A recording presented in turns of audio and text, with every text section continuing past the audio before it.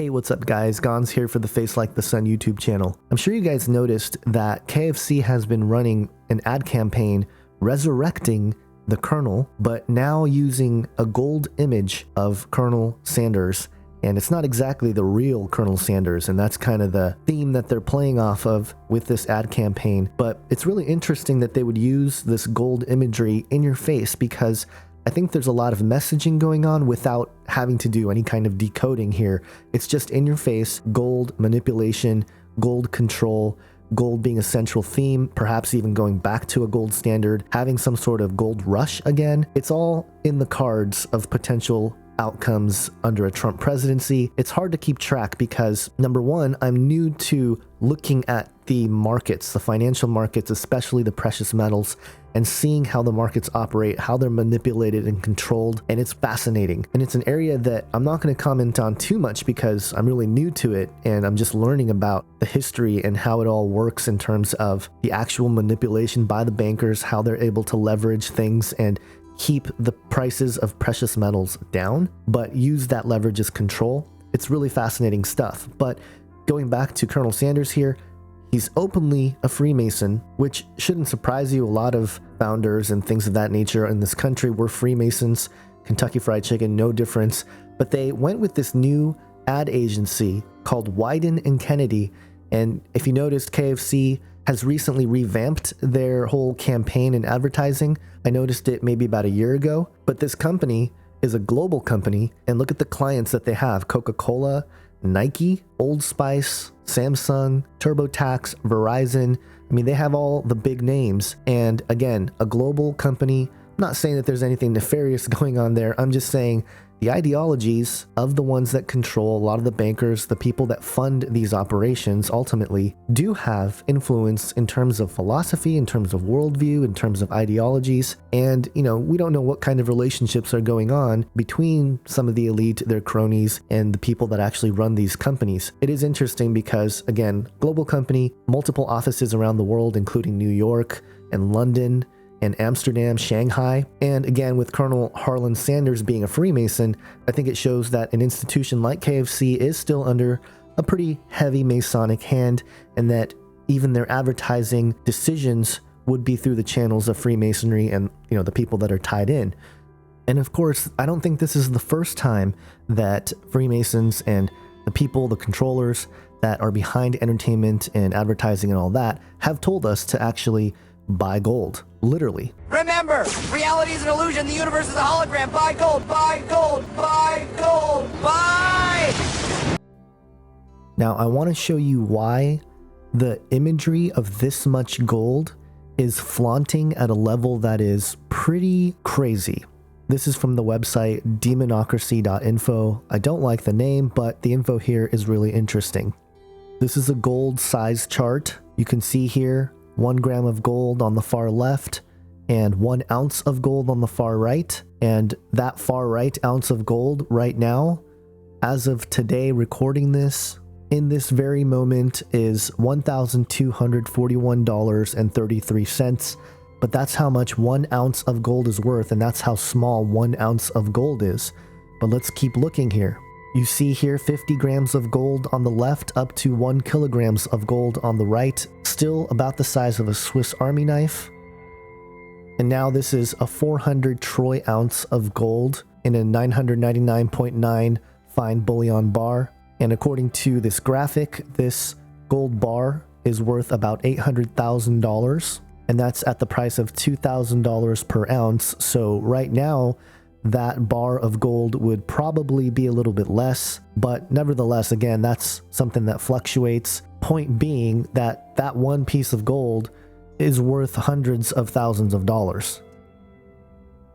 This is 1 ton of gold, worth approximately $64 million. And now we're starting to get a lot more gold. But again, think about the commercial here, how much gold they were showing off. Let's keep going. This is 1.66 tons of gold. It fits on the back of a pickup truck, worth about $106.4 million. And now we're getting somewhere. 10 tons of gold versus 100 tons of gold. That small cube is 10 tons. The bigger one is 100 tons. And if you can throw it on a semi-truck, 24.88 tons, worth about $1.6 billion. And here we have a B-2 bomber comparing the size of 33.14 tons of gold, worth over $2 billion. This is the gold reserve, 8,133.5 tons. This is the world government gold reserves. And if you think about it, that's crazy. This is all the world government's gold and reserves. It can be stacked up in a street corner, basically. Well, maybe more than a street corner, but that's insane if you put it all together, relatively how little we're talking about, how rare the gold is. And if you take all the gold in the world mined in history, about 166,500 tons, stacked in 400-ounce gold bars, you would see that it would rival the Statue of Liberty, and you can make a nice building there, and you can hang out on a couch there, and yeah, there you go. That's all the gold. You can make one solid gold building out of it. And the last image here, if it was melted down into a cube, gold solid cube, that's how big it is. All the gold ever mined in the world. That's not that much, right? Think about that. So let's first take a look at how much Colonel Sanders is worth in gold. I don't know the exact dimensions of the original Colonel Sanders, but I found that he was 5'10". Let's say he was a good average sized man prior to GMOs, but liked fried chicken. I'll give him 180 pounds just to be conservative. And if you convert 180 pounds to ounces, that's 2,880 ounces. And if you multiply that by the current amount of gold per ounce, you get about $3.5 million. Now that's given that the gold statue would weigh the same as a real Colonel Sanders. In fact, in reality, if someone made a statue of Colonel Sanders in pure gold, it would weigh a lot more. It would be worth a lot more gold, but you kind of get the point here. And that's just him inside of this room here. All the walls are gold. Every piece of furniture is gold. Every item is gold. This is a lot of gold.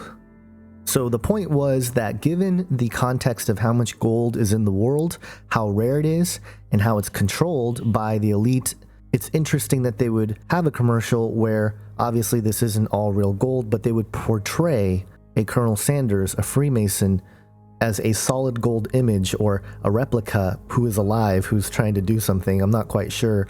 I don't know if the campaign of this ad is going to continue on or not, but I definitely think that this was a deliberate move, an opportunity used to signal to the other elite to perhaps flaunt certain things over the masses who are largely asleep to the realities of precious metals and its manipulation, because I think they're trying to say that, hey, we know that gold is the real money in this world. And that's actually true biblically. If you look back at the earliest mentions of gold, the name of the first is Pishon. It is the one that followed around the whole land of Havilah where there is gold. And the gold of the land is good. And then Genesis 13:2, Abram was very rich in livestock, in silver, and in gold. And then by Genesis 24, they're measuring gold for trade. And so gold is supposed to be something of value that God placed in the Garden of Eden for us to use, I think, as an actual exchange of value, of appreciation. And it wasn't supposed to be money necessarily, but it was supposed to be something of value that could be traded for other things of value like other goods or services. So there's this proper context, but I think what they're saying is, hey, we have a lot of this gold, we control the gold markets. And they're sort of flaunting it in your face as if to say, hey, if you're really smart, you would actually store up on gold because we're going to shift the market. We're going to shift the financial markets. And the only thing that's going to hold true value is gold. And we've seen that in the world already, in Argentina, a little bit in India, things like that. Of course, as a Christian, I've asked the question, well, aren't we not supposed to store up on earthly treasures, but heavenly treasures? Yes. But there's a difference between hoarding money or just wanting money to be richer and richer and having more power and all that stuff, and using money as a tool to bless others. Really, that's what it's supposed to be for. And ultimately, there's a reason why the only time Jesus gets really mad is with the money changers in the temple. And it's an area that deserves its own study, probably its own video. So I'll do some of that. And also, just another point, ultimately, the streets are made of gold in the New Jerusalem under a new heaven and a new earth. And so ultimately, gold under God's creation is something that we trample on, something that we walk on, which means there's an abundance of it under God's kingdom. And, this is contradictory to the control of gold, control of scarcity, things like that.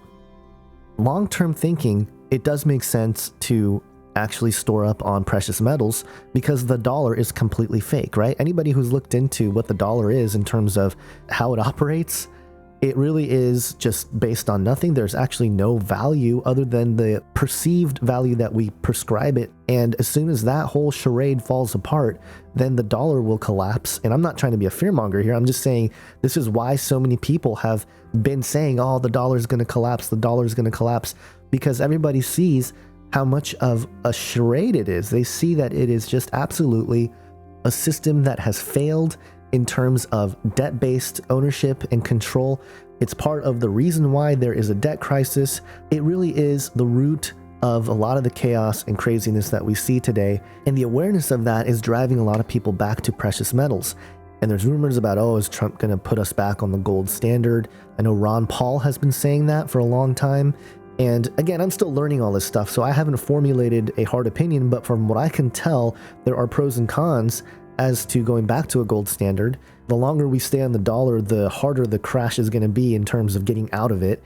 Even if a lot of people are holding on to precious metals, the collapse of the dollar is going to affect everybody. So in terms of if in our lifetimes there is this major collapse of the dollar in this economic crisis, then having precious metals stored up will help you survive. We've seen that in other countries already that have gone through some of this. So again, don't take my word for any of this stuff. I'm still learning. I'm still soaking in all the information, but the history of federalizing the banks and also in the United States, looking at how we went off the gold standard and why it happened, it's really interesting. And if I'm not mistaken, I'm kind of shooting from the hip here from all the info I've been soaking in. So if I'm wrong about this, I apologize. But Hamilton, Alexander Hamilton, who is being glorified right now through the drama that everybody loves, right? The musical. Hamilton was the guy that actually argued for the creation of a national bank, as opposed to Jefferson, who thought it was a bad idea to do that. And this was a pretty heated debate. And if you look at the Alexander Hamilton Wikipedia page, it's really interesting. It says here, quote, "He took the lead in the funding of the state's debt by the federal government, as well as the establishment of a national bank, a system of tariffs, and friendly trade relations with Britain. His vision included a strong central government led by a vigorous executive branch, a strong commercial economy with a national bank, and support for manufacturing, plus a strong military. This was challenged by Virginia agrarians Thomas Jefferson and James Madison, who formed a rival party. They favored strong states based in rural America and protected by state militias, as opposed to a strong national army and navy. They denounced Hamilton as too friendly toward Britain and toward monarchy in general, and too oriented toward cities, business, and banking." Isn't that interesting? That divide was there even early on. So putting Alexander Hamilton on a pedestal by the entertainment industry at large makes sense, because he was in favor of the American government being in control of the banks, and they had to create a national bank to actually fund the war. So that was their excuse. Even war was part of the scheme here to create a system of banking, of financial governance in this country, to create a system where the rich get richer, the poor get poorer, where all the wealth gets consolidated into the hands of the few, while the rest have to bow down to the controllers, the ones with all the cards. It's starting to sound very prophetic in terms of biblical prophecy in Revelation 13 and all that stuff. And so that's where ultimately, again, always with things that I look at, it all seems to head in that direction. And to wrap things up, I do find wisdom in this idea of be wise as serpents, but gentle as doves. And in terms of looking at financial markets and money and gold, precious metals, they are tools to be used to bless others. And to me, there's a level of responsibility that I feel as just a man in this world to understand these things better. And I'm on this sort of mission to do that. So that's been on my mind. And looking at cryptocurrencies is also very interesting because it's a response to this whole fiat system and tying the whole idea of a cryptocurrency, which is a decentralized form of money, basically, and precious metals. There's this company called Gold Money. Now, I'm not sponsored by them or anything, but I did sign up to get an account with Gold Money. There have been some other truthers and stuff who have suggested it. It's a pretty cool system. It basically has a pool of gold in vaults around the world, and you can purchase it to own those pieces of gold. I'll actually leave a link to an interview with the co-founders of Gold Money. They explain it much better in their own words than me trying to explain it in a few words here. It's a really cool idea. And again, I'm new to this. I'm just dipping in and looking at how this stuff works. But if you guys do want to join Gold Money, I'll leave a link in the description section. If you use that link to sign up, it gives me a little kickback, but Gold Money is doing this promotion right now, which ends at the end of April of 2017, where if you deposit any amount of money within the first 7 days of opening your account, you get 5% bonus in Gold Money and up to 0.5 grams of gold. So they're actually giving you gold for signing up and putting money into the system. And really what's happening is you're turning your dollars into actual gold-backed currency. And again, watch the video to get a better understanding of it. I'm just dipping my toe. I'm not saying put your life savings into this. Not at all. Please don't do that, actually. That's a terrible idea. But just in terms of seeing how this works, seeing how landscapes of financial systems is going to change, I think we have to stay on top of some of this because it's going to be weird. And the whole digital with the precious metals and reconfiguring and all the associations there, the landscape is just very strange. It's new to me. And, I'm learning from the people that have been looking at it for a long time.